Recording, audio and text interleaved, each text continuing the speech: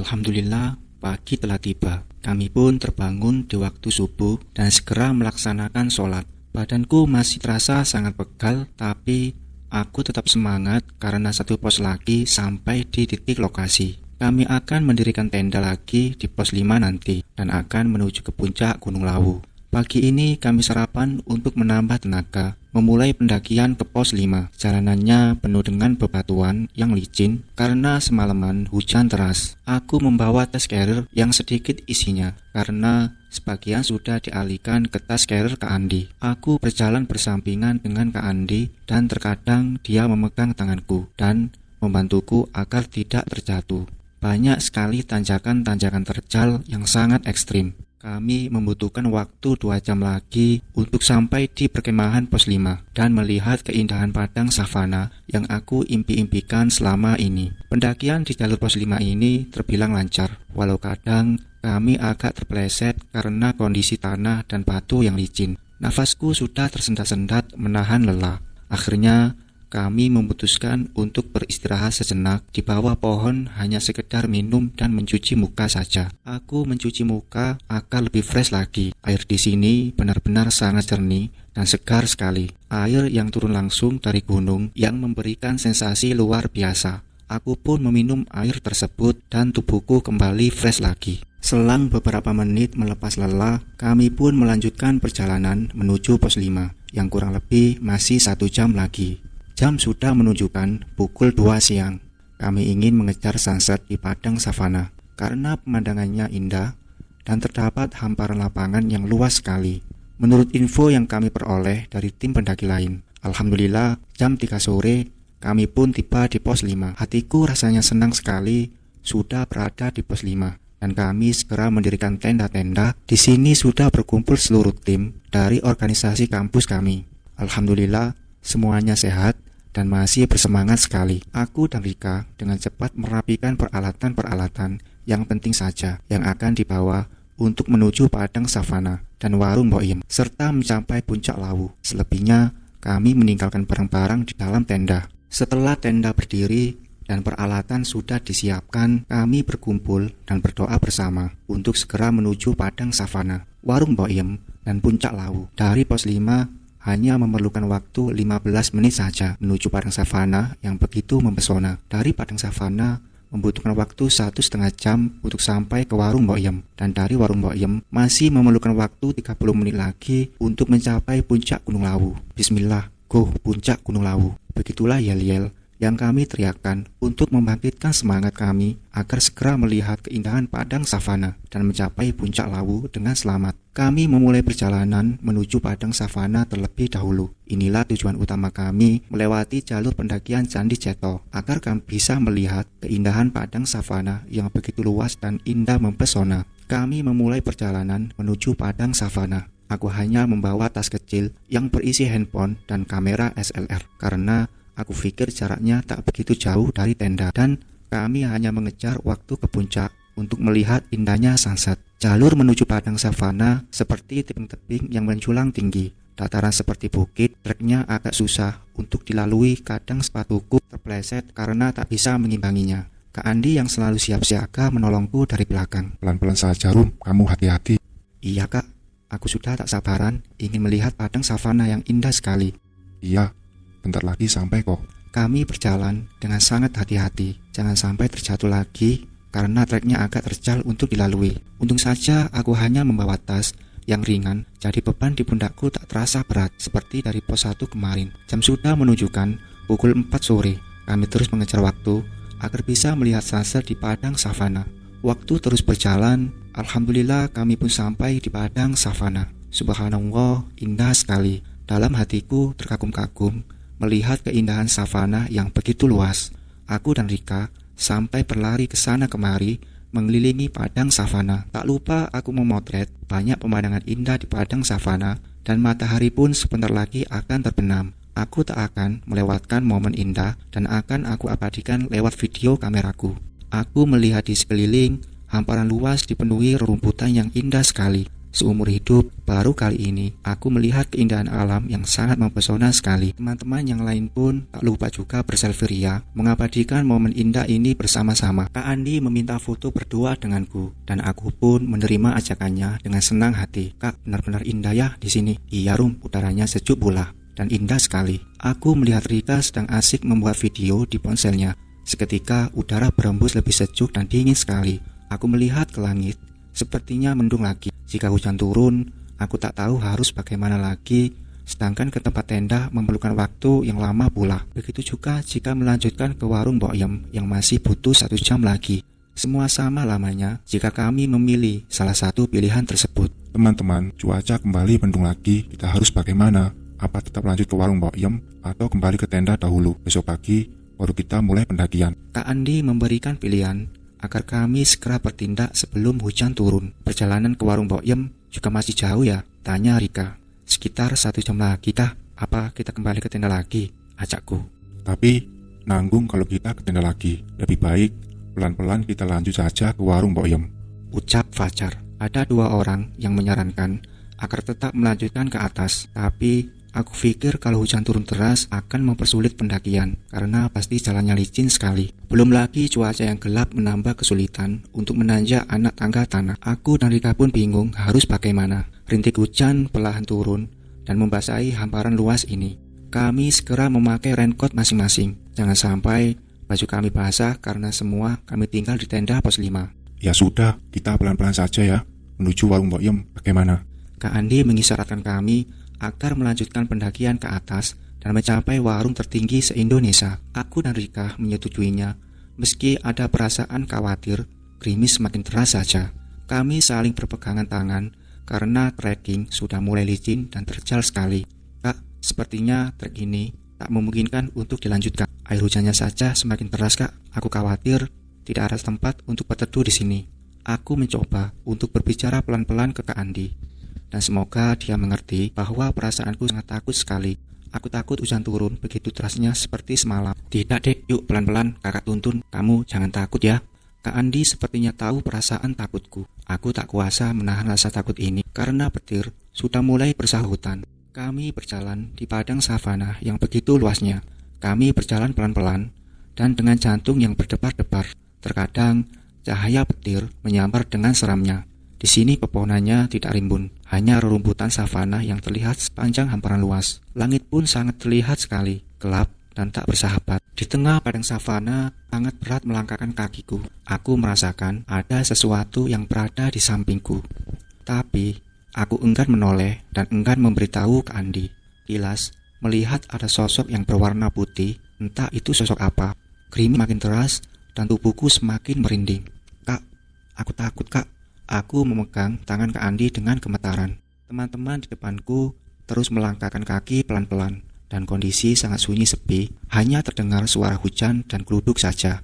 Hamparan yang sangat luas, hanya kami berlima yang berjalan di tengah-tengah padang savana seperti ini. Allahu Akbar, itu suara apa? Dalam hatiku berkata, lalu aku memejamkan mata sambil berjalan memegang tangan Kak Andi dengan gemetaran. Arumi, kamu kenapa?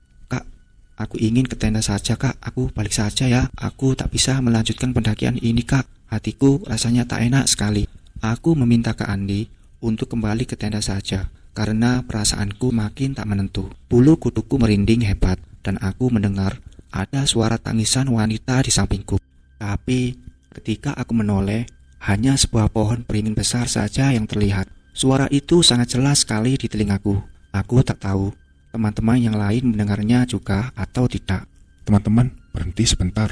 Kak Andi menyuruh yang lain untuk berhenti, dan kami berkumpul di tengah jalan setapak, dikelilingi hutan savana yang begitu luas. Ada apa Andi? Tanya Rudi dan Fajar. Sepertinya Arumi sudah tak meyakinkan untuk melanjutkan ke atas. Apa aku aja yang mengantarkannya kembali ke tenda? Kalian tetap lanjut ke atas. Bagaimana? Ah, lo yakin Di? Tanya Fajar. Aku ikut Arumi saja ke tenda. Rika sepertinya merasakan hal yang sama denganku. Dia lebih memilih kembali ke tenda. Lalu Fajar dan Rudi bagaimana? Mau ikut kembali ke tenda atau tetap ke atas? Fajar dan Rudi sepertinya masih berpikir. Tapi kami memang benar-benar tak bisa melanjutkan pendakian. Hujan turun deras sekali dan kabut sudah mulai turun dari atas gunung menghambat penglihatan kami. Kita kembali ke tenda bersama-sama saja. Masalah ke puncak bisa dilanjutkan besok jika cuaca sudah bersahabat, ucap Fajar. Akhirnya kami bisa saling mengerti dan memutuskan untuk kembali ke tenda bersama-sama. Jam sudah menunjukkan pukul 6 sore. Sebentar lagi azan maghrib berkumandang. Tapi cuaca seperti ini kami tak bisa melaksanakan sholat. Hujan semakin deras sekali. Hanya terlihat petir yang saling menyambar-nyambar di langit. Padang savana yang begitu luas terlihat sangat sunyi sekali dan benar-benar mencekam. Suara yang tadi kudengar sudah tidak ada lagi. Namun mataku selalu ingin menatap ke arah pohon rindang itu di mana sumber suara tangisan tadi berasal. Aku segera buang jauh-jauh pandanganku dan kami saling memegang tangan satu sama lain. Kabut semakin malam semakin turun dan menghalangi penglihatan kami. Kami pun bingung melanjutkan ke tenda atau berhenti sejenak menunggu situasi aman. Kawan, kabut semakin gelap. Apa kita berteduh di sini saja? Tanya ke Andi. Lanjut saja, Andi. Bentar lagi sampai tenda kok. Paling 15 menitan lagi, ucap Fajar. Iya, lanjut saja pelan-pelan, Rika membalas. Kami pun memutuskan untuk tetap melanjutkan perjalanan turun ke pos 5. Niat kami untuk sampai di warung Boyem kami urungkan sejenak karena cuaca yang tiba-tiba tidak bersahabat. Tangan kami saling megang erat dan jangan sampai ada satupun yang terpisah. Karena penglihatan kami semua sudah sangat terbatas oleh lebatnya kabut yang turun. Kami berjalan langkah demi langkah melewati padang savana tersebut dengan langkah kaki yang berat dan diiringi oleh hujan yang deras. Kami mencoba untuk tetap semangat menuju tenda kami di pos 5. Ketika petir berbunyi dengan sangat kencang, aku spontan menjerit dan memeluk Andi. Rum, jangan takut ya.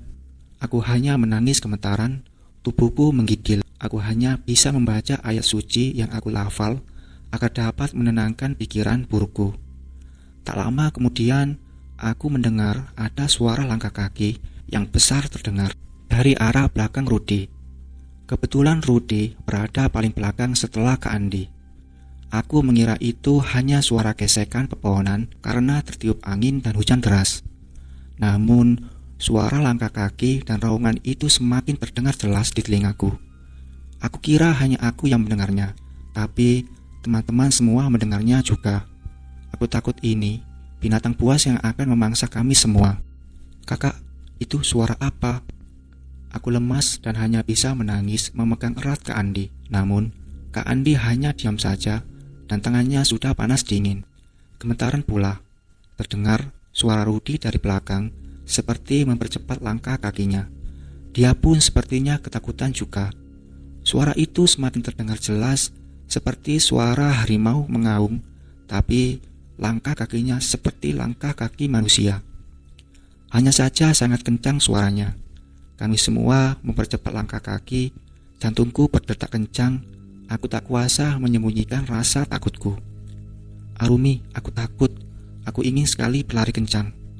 Ucapan Rika membuatku semakin takut. Tubuhku lemas, suara itu masih mengikuti setiap langkah kami berjalan. Ya Allah, lindungi kami semua. Kak Andi yang biasanya berbicara, kali ini dia hanya diam saja dan tangannya memegang erat tanganku. Sepertinya semua teman-temanku merasakan hal yang sama. Aku lihat Fajar di posisi pertama semakin cepat melangkah. Sampai kami lelah sekali mengikuti langkahnya. Kabut semakin turun dan menghalangi penglihatan kami. Langkah kami semakin tak berarah mengikuti jalan setapak, dan aku mengikuti langkah Rika yang berada tepat di depanku. Tak lama kemudian, suara seperti binatang mengaung itu semakin mendekati kami. Sontak, Rudi dan Kak Andi berlari kencang sekali, seakan sedang dikejar oleh sosok makhluk tak jelas wujudnya. Tanganku ditarik kencang oleh Kak Andi agar aku ikut berlari bersamanya. Namun, aku terjatuh dan tubuhku benar-benar lemas tak berdaya. Jantungku akan sakit, tanganku terlepas dari genggaman Kak Andi. Aku berteriak meminta tolong, tapi tak ada satupun teman-temanku yang mendengar suaraku, termasuk Kak Andi, teman terdekatku yang aku cintai. Kakak, tolong aku, jangan tinggalkan aku sendiri di sini, Kak. Aku menangis sejadi-jadinya dan bertekuk lutut, seakan tubuh ini sudah tak mampu berdiri.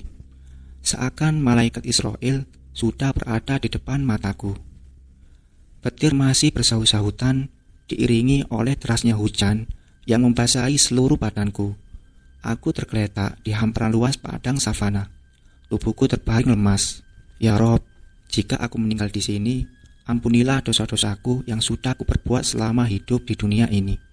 Aku pasrah akan takdir. Mataku sudah berkunang-kunang dan aku sudah tak mampu lagi berdiri. Udara malam ini sangat menusuk seluruh tubuhku. Aku hanya sendiri di tengah padang savana yang begitu luas ini. Kemana teman-temanku? Mengapa mereka tidak peduli denganku? Mengapa mereka tidak mendengar sama sekali teriakanku? Lagi-lagi aku menangis histeris di tengah padang rumput yang luas dengan diguyur hujan yang begitu deras. Beberapa menit aku tak sadarkan diri. Kepalaku kan berat sekali dan mataku tak bisa dibuka. Tubuhku seakan tak bertulang, bergerak pun aku tak mampu. Aku seperti tertidur pulas di tengah padang savana dan aku sudah tak merasakan apa-apa lagi saat itu. Aku berpikir bahwa aku sudah tiada. Jasadku masih terbaring di tanah dikelilingi rerumputan dan rohku entah pergi kemana. Namun ternyata itu semua hanya halusinasiku saja. Tiba-tiba aku terbangun dan merasakan kakiku sakit sekali. Aku terbangun di jam 1 malam dengan mata yang masih sayup dan susah untuk dibuka. Perlahan aku mencoba mengingat kejadian yang menimpaku. Ketika ingatanku sudah pulih dan aku mencoba menepuk pipiku, ternyata aku masih hidup dan aku kaget luar biasa.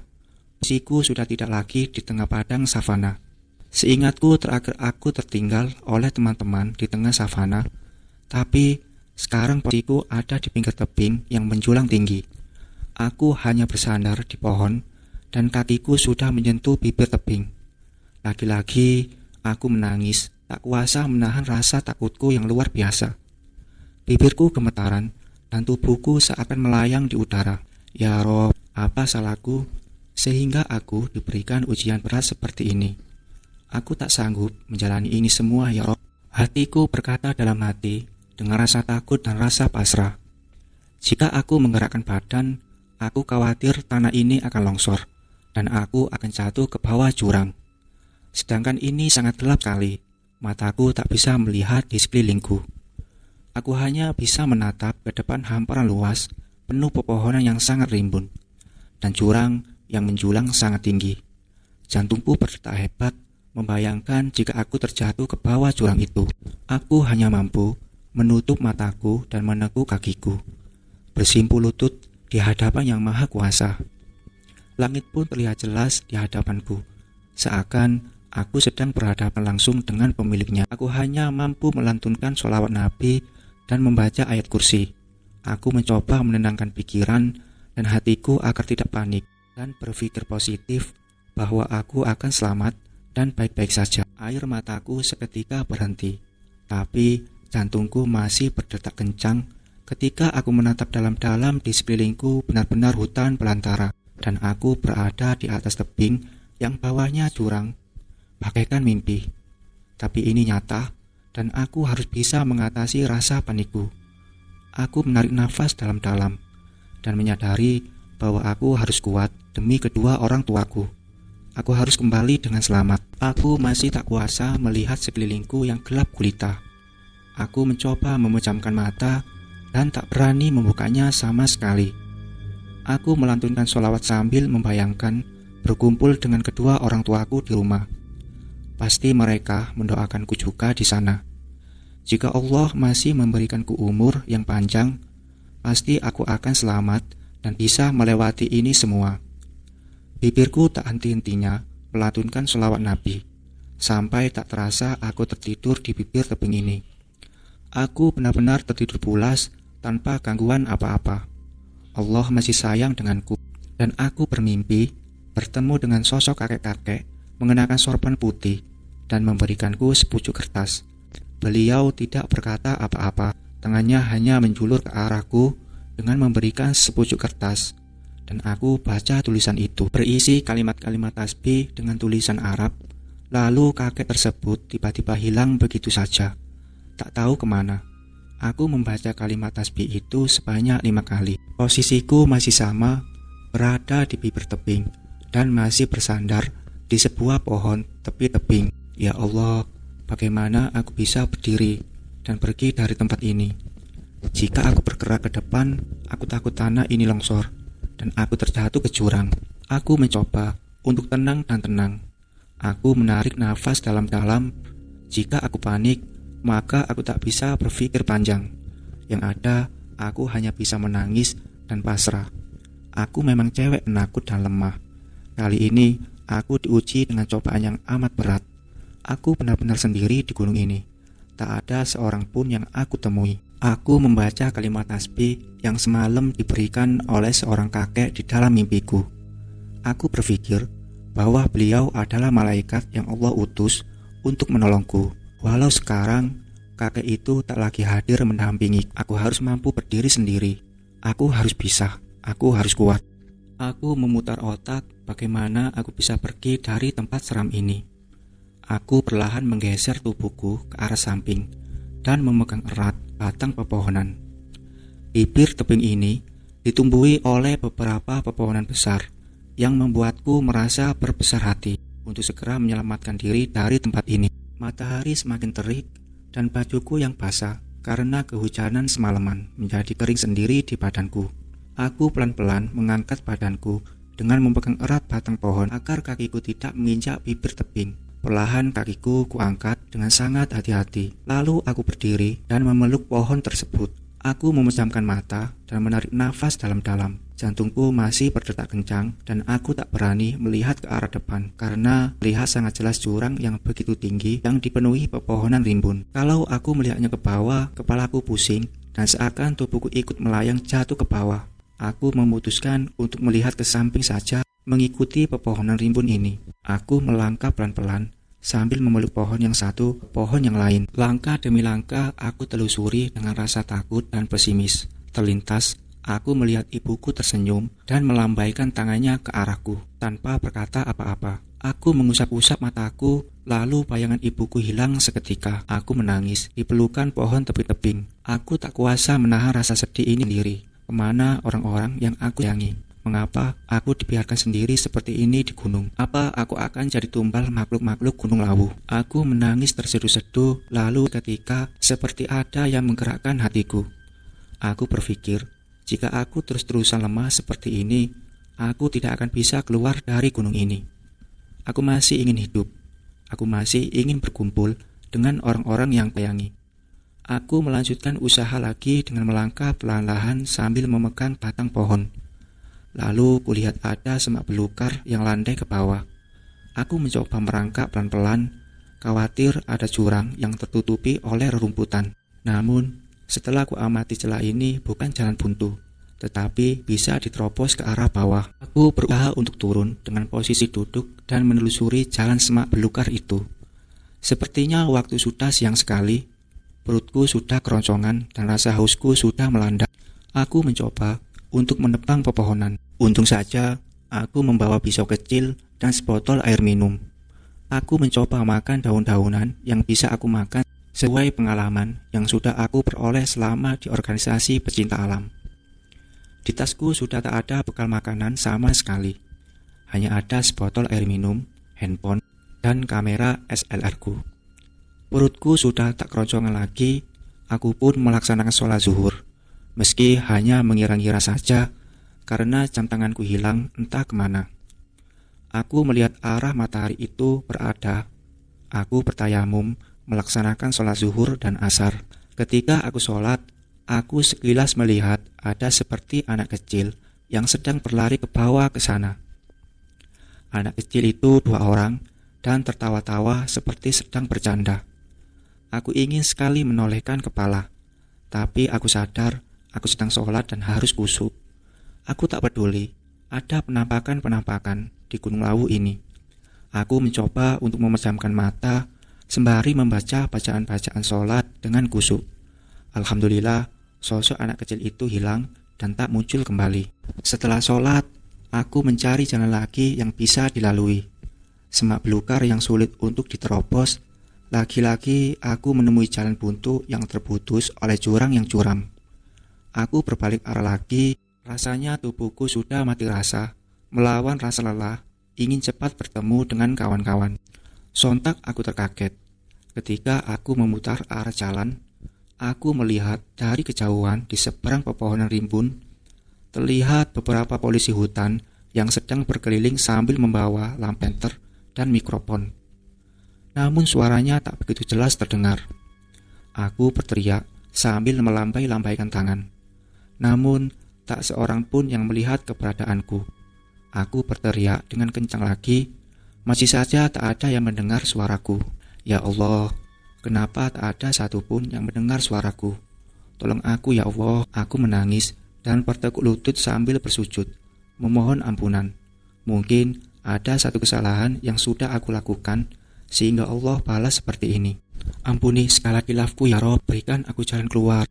Jika engkau masih memberikanku kesempatan untuk hidup dan memperbaiki diri, maka berikanlah petunjukmu dan mujizatmu ya Rob. Tubuhku lemas dan kepalaku pun berat sekali. Aku memutuskan untuk mendirikan bivak di sini. Untuk saja aku membawa pisau kecil, jadi aku bisa membuat tenda sementara dari batang pepohonan. Aku sudah tak sanggup berjalan lagi, kakiku sakit dan kram. Matahari pun hari ini sangat bersahabat. Aku melepas lelah sejenak di dalam tumpukan batang pepohonan yang kubuat sederhana agar terlindung dari sengatan matahari. Aku tertidur pulas, menikmati setiap hembusan udara sejuk di Gunung Lawu. Aku orang diri berada di tengah hutan rimba seperti ini. Yang terdengar hanyalah suara-suara burung dan monyet serta hewan lainnya. Aku mencoba untuk menikmati ujian terberat ini dan aku yakin aku kuat. Aku bisa melewati ini dengan selamat. Dalam lelapnya tidur, aku bermimpi bertemu dengan Kak Andi. Tetapi wajah Kak Andi sangat murung entah mengapa. Dia menangis dan memelukku dengan sangat erat. Seketika aku terbangun dan merasakan kerinduan yang sangat mendalam. Aku mencoba memejamkan mata dan berkata dalam hati, "Aku baik-baik saja Kak, doakan aku agar bisa berkumpul denganmu lagi." Dalam lamunanku, tiba-tiba aku dikagetkan dengan suara seperti orang yang sedang ngobrol. Aku mencari suara itu, tapi tak ada orang di sini. Yang aku dengar, mereka berkata seperti ini, "Dia itu siapa? Dia itu pendaki yang tersesat." Suara itu benar-benar suara manusia yang sering aku temui, tapi mataku melirik kanan kiri, depan belakang. Memang tak ada orang satupun. Bulu kuduku kembali merinding. Aku sangat yakin itu suara manusia biasa yang terdengar sangat dekat denganku. Tapi lagi-lagi aku mencari sumber suara itu berasal tak mendapatkan hasil. Yang ada aku melihat hanya pepohonan yang tertiup angin saja. Aku baru kali ini sendirian di tengah gunung. Benar-benar sunyi, tanpa ada kehidupan satu orang pun. Air mataku tak kuasa terbendung. Aku menangis sejadi-jadinya di dalam bivak sederhana yang aku buat sendiri. Aku menundukkan kepala di atas lututku yang sedang tertekuk. Aku tak tahu harus mengadu dengan siapa lagi. Aku hanya meminta tolong dengan Sang Pencipta alam semesta. Hari semakin sore. Aku sudah seharian mencari pintu jalan keluar, tapi tak ketemu juga. Aku memutuskan untuk tidur di sini malam ini. Badanku sudah lemas, tak bisa melanjutkan perjalanan. Perutku sangat perih, tapi tak ada makanan yang dapat aku makan. Aku hanya bisa memakan daun-daunan saja, sedangkan air aku peroleh dengan cara menggali tanah di hutan. Air keluar bersamaan bercampur dengan tanah. Tak masalah aku minum karena aku sudah sangat kehausan. Laparku sudah sedikit teratasi. Aku ingin tidur sebentar, melepas lelah dan pusing. Aku pasrah jika memang aku harus meninggalkan dunia di Gunung Lawu ini. Aku ikhlas karena aku tak mampu menjalani ini semua sendiri sebatang kara. Mataku mulai terpejam dan lagi-lagi aku bermimpi kakek itu hadir kembali dalam mimpiku.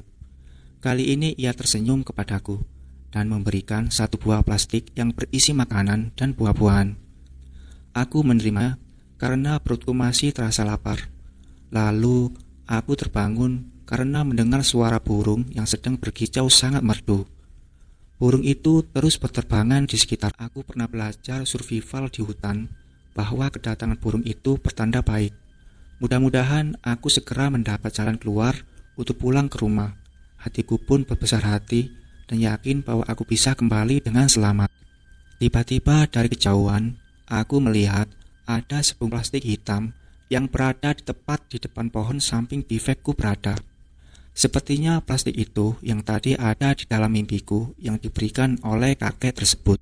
Aku melirik ke kanan kiri, depan belakang, tapi tak kulihat kakek itu. Aku pelan-pelan mengambil plastik hitam itu dan kubuka dengan hati yang berdebar-debar. Aku takut di dalamnya sesuatu yang menjijikkan dan menakutkan. Aku meraba-raba plastik itu dan membukanya pelan-pelan. Bismillah, lindungi hamba ya Rob. Aku memohon perlindungan saat tanganku perlahan membuka plastik hitam itu. Sontak, aku dikejutkan dengan isi di dalamnya. Benar saja, isinya sama persis dengan yang ada dalam mimpiku. Berarti kakek ini malaikat yang mengikuti gerak-gerikku selama tersesat di Gunung Lawu. Aku bersujud mengucapkan wujud terima kasihku kepada Allah karena telah mengirimkan malaikat untuk menolongku. Ya Allah, terima kasih Engkau telah mengirimkan malaikat untuk menjagaku. Semoga aku bisa segera kembali ke rumah dengan selamat. Aku membawa makanan yang ada di dalam plastik tersebut. Kucium-cium terlebih dahulu sebelum kumakan. Harumnya masih sangat fresh. Kondisi makanan masih baru sekali. Aku pun dengan lahapnya memakan. Sudah lama sekali aku tak memakan ini. Semenjak aku tersesat dan terpisah dari kawan-kawanku. Waktu semakin gelap, mungkin sudah jam 7 malam, karena matahari sudah tak nampak lagi. Aku memutuskan untuk sholat maghrib dan isya berbarengan, karena aku tak tahu persis ini jam berapa. Aku mengerjakan sholat dengan cara tayamum. Air di sini tidak ada sama sekali, minum pun aku susah. Aku bersyukur sekali karena aku masih diberikan kesehatan sampai detik ini. Padahal aku sadar bahwa aku wanita yang lemah. Fisikku tak sekuat yang lain. Seketika aku merindukan teman-temanku. Mereka apa kabar ya? Apa mereka mencariku? Malam ini betul-betul sunyi sekali. Hanya terdengar kicauan burung dan hewan-hewan. Aku dikelilingi oleh pepohonan yang sangat rimbun, tertiup angin sepoi-sepoi. Udara malam ini sangat dingin sekali. Aku masih mengenakan 2 jaketku dan merebahkan tubuhku di atas batang pohon. Aku membawa sleeping bag dan raincoat untuk cadangan. Alhamdulillah, saat ini peralatan tersebut sangatlah berguna. Aku memasukkan tubuhku di dalam sleeping bag hitam. Aku melantunkan ayat kursi dan surat-surat pendek agar hati dan pikiran ini bisa tenang. Walau nyatanya ketakutan dalam hatiku semakin memuncak seiring bertambahnya jarum jam. Mataku masih saja tak bisa dipejamkan. Tubuhku bersembunyi di dalam sleeping bag. Hanya mataku yang selalu melirik ke depan, kanan dan kiri.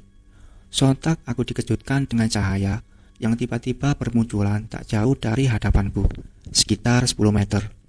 Penglihatanku terbatas sekali karena hutan ini benar-benar gelap gulita. Aku mengira itu polisi hutan yang sedang mencariku menggunakan lampu senter. Cahaya itu datang bergerombolan banyak sekali. Hanya saja disertai dengan pakaian yang tak jelas. Kulihat dari kejauhan hanya berwarna hitam dan lampunya yang menyala di bagian kepala. Itu pasti polisi hutan yang sedang mencariku. Biasanya polisi hutan itu memang selalu menggunakan lampu senter di bagian kepalanya agar memudahkan pencarian korban pendaki yang hilang. Aku mencoba keluar dari sleeping bag dan pelan-pelan langkahku menuju sumber cahaya tersebut. Langkahku sangat pelan dan hati-hati karena aku ingin kepastian bahwa itu benar-benar polisi hutan yang sedang melakukan pencarian atau bukan. Aku mengintip dari sela-sela pohon semak belukar dengan mata yang terus menatap ke arah mereka. Tiba-tiba aku shock dan kaget luar biasa. Bibirku tak bisa lagi berkata-kata, seakan seluruh badan ini kaku dan kakiku lemas tak berdaya. Aku melihat mereka itu bukan polisi hutan, melainkan sekumpulan makhluk yang wajahnya benar-benar hancur dan dipenuhi oleh darah yang bercucuran. Bahkan di situ juga ada beberapa anak kecil yang sedang berlari-lari seperti sedang bercanda. Mereka sibuk berjalan ke sana kemari tanpa ada suara. Pandangan mereka kosong, hanya menatap ke arah depan saja. Wajahnya ada yang berbentuk tengkorak hitam dengan mata satu yang penuh darah. Ada yang hidungnya tak ada, bahkan ada yang kepalanya bolong di bagian atas dengan organ-organ dalam yang terlihat dipenuhi darah. Aku sudah tak kuasa menahan rasa takut ini. Tubuhku bergetar hebat dan aku bingung harus lari kemana. Aku tetap bersembunyi di semak-semak belukar, menunggu mereka semua pergi. Ternyata yang menyala itu bukanlah lampu senter, tapi mata mereka semua menyala. Mereka berjalan ke atas puncak bersama-sama, jumlahnya banyak sekali. Jantungku berdetak kencang, seakan mau putus, ketika salah satu dari makhluk itu ada yang menolehkan kepalanya ke arahku. Aku segera menutup kepalaku dengan pepohonan agar tidak terlihat. Aku tak kuasa membuka mataku, aku takut sekali. Ya Allah, lindungilah aku, sayangilah aku ya Rob. Tubuhku sangat bergetar hebat, aku takut makhluk itu mendekatiku. Aku membuka mata pelan-pelan dan alhamdulillah makhluk tersebut berjalan lurus menuju puncak bersama dengan rombongannya. Anak-anak kecil pun ikut bersama mereka sambil tertawa dan berlari-lari. Nafasku agak lega karena mereka sudah berlalu dan sepertinya sudah tidak ada lagi yang tersisa di sini. Aku memutuskan untuk kembali ke bivek dan memutarkan badanku ke belakang untuk beristirahat sejenak. Tubuhku masih merinding hebat dan kakiku masih sangat lemas. Aku perlahan berjalan menuju bivekku dengan hati yang tak karuan. Seakan aku pasrah apapun yang akan menimpaku di Gunung Lawu. Aku berjalan sambil menundukkan kepalaku ke bawah. Aku tak sanggup melihat pepohonan yang gelap gulita mengelilingi. Aku hanya fokus berjalan ke arah depan, menuju bivekku sejauh kurang lebih 10 meter. Tiba-tiba bulu kuduku kembali merinding lagi. Ya Allah, ada apa lagi ini? Dalam hatiku berkata, dan aku menarik nafas dalam-dalam sambil melantunkan sholawat Nabi di dalam hati, serta membaca kalimat tasbih yang aku bisa. Sambil membaca tasbih yang pernah kakek itu berikan dalam mimpi pertamaku. Ketika aku sudah dekat di depan bivekku, aku melihat baju putih yang sedang berayun di pepohonan tepat di atas belakang bivekku berada. Aku tak mau melihatnya dengan jelas dan aku dengan cepat masuk ke dalam bivek. Aku tak peduli lagi dengan penampakan-penampakan yang ada di gunung ini. Aku sudah lelah dan aku pasrah. Aku tak kuasa menahan rasa takut ini. Aku masuk ke dalam sleeping bag. Air mataku terus mengalir menahan rasa takut. Tubuhku masih bergetar hebat dengan jantung yang berdetak kencang. Mulutku tak henti-henti membaca ayat-ayat Al-Quran yang aku hafal.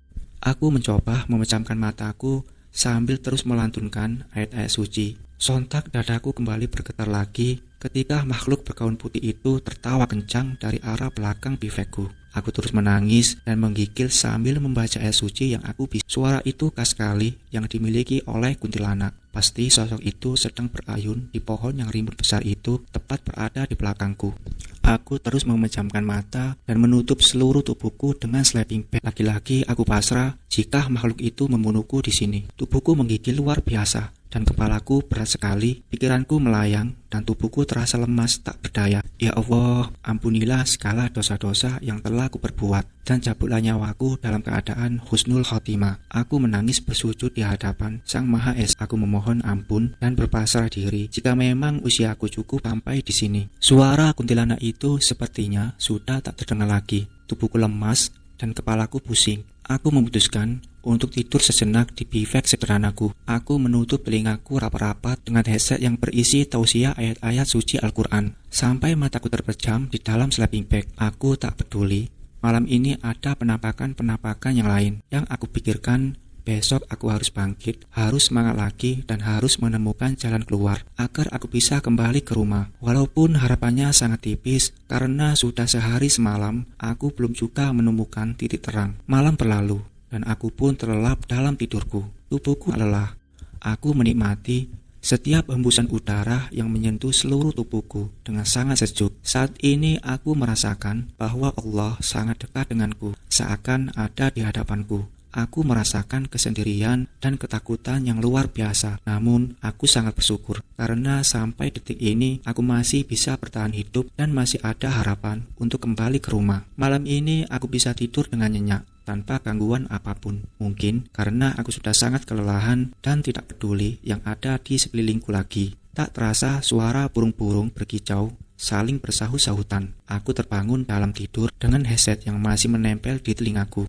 Ini adalah hari kedua aku tersesat di Gunung Lawu, gunung yang dari dulu aku impi-impikan dan aku kagum-kagumi keindahannya. Namun, sepertinya kebebasan menikmati keindahan belum berpihak kepadaku. Karena sampai saat ini, aku masih belum bisa menikmati keindahan Gunung Lawu. Dan masih saja belum bisa menemukan titik terang. Aku hanya seorang diri yang tersesat di Gunung Lawu ini. Bagaimana aku bisa menikmati pemandangan yang begitu indah di sini? Rasa takutku saja setiap hari semakin memuncak. Aku terbangun dalam tidurku dan sepertinya sekarang sudah subuh. Aku pun melaksanakan sholat subuh dengan perkiraan saja. Karena suara burung-burung sudah berkicau. Namun, aku melihat di sekelilingku masih gelap dan matahari belum sepenuhnya menampakkan diri. Namun, udara masih dingin sekali. Setelah aku melaksanakan sholat subuh, aku berzikir dalam keadaan duduk sila dan mataku terpejam. Aku berusaha fokus membaca zikir sampai matahari terbit. Walau suara binatang-binatang kadang membuatku takut. Aku takut dimangsa oleh binatang-binatang buas penghuni Gunung Lawu.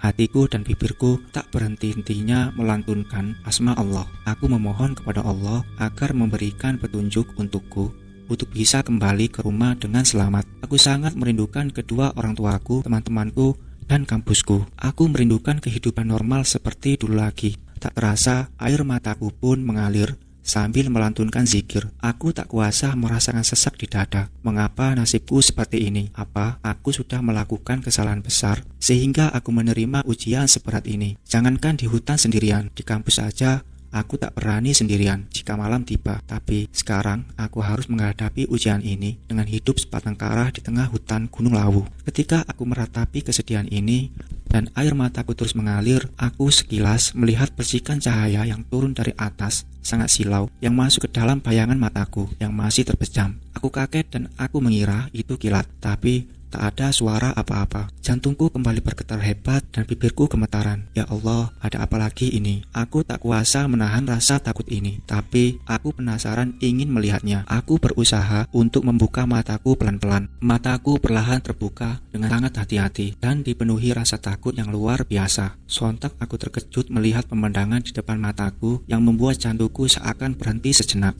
Aku melihat ada 5 orang yang sedang berdiri tepat di depanku, sekitar jarak 5 meter. Mereka menghadap ke arah samping dengan wajah yang tak terlihat jelas karena kondisi di sini masih gelap sekali. Mereka mengenakan pakaian serba putih dan kepalanya seperti ada penutup putih pula. Mereka sosok laki-laki tanpa suara dan tanpa gerak-gerik, hanya berdiri tegak memandang ke arah samping yang aku lihat di situ jurang dan pohon-pohon rimbun. Aku berpikir mungkin mereka penduduk Gunung Lawu yang sedang melakukan sesuatu untuk meletakkan sesajen di gunung ini, karena pakaian mereka seragam dan bahkan tinggi badannya pun hampir sama semua. Aku mencoba untuk memanggil mereka dari kejauhan dan berharap mereka mendengar serta dapat menolongku keluar dari Gunung Lawu ini. Pak, aku berteriak kencang, tapi salah seorang di antaranya tak ada sama sekali yang mendengar. Menoleh pun tidak, mereka hanya berdiri dengan tatapan kosong ke depan jurang. Berbicara pun tidak. Aku seketika diam dan memperhatikan mereka. Mungkin mereka sedang berdoa atau sedang membaca mantra-mantra dalam hati.